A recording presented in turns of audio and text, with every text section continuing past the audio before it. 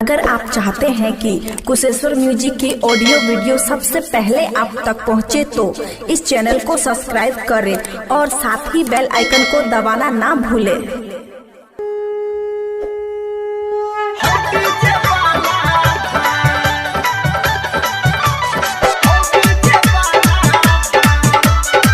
माँ Gayatri recording studio DJ Munnu Kumar. हमारो घाट पे तो हमारा कहरी लगाए हो डीजे वाला भाई।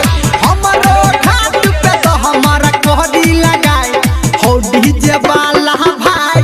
हमारो घाट पे तो हमारा कहरी लगाए हो डीजे वाला भाई। हो डीजे वाला भाई हो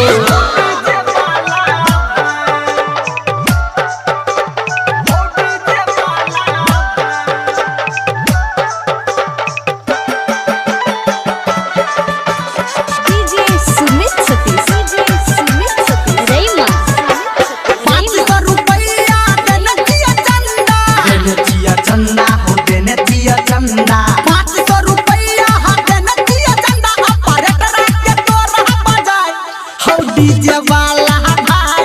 हमरो घाट पे तो हमारा कहरी लगाए हो डीजे वाला भाई।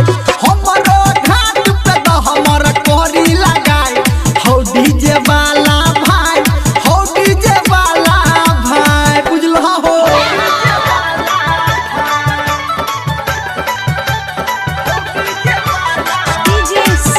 अभी आप सुन रहे हैं रईमा म्यूजिक।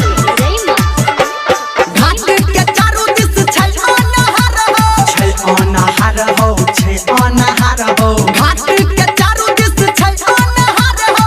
दै छै न किछो देखाय डीजे हो मुन्नू डीजे कुमार। वाला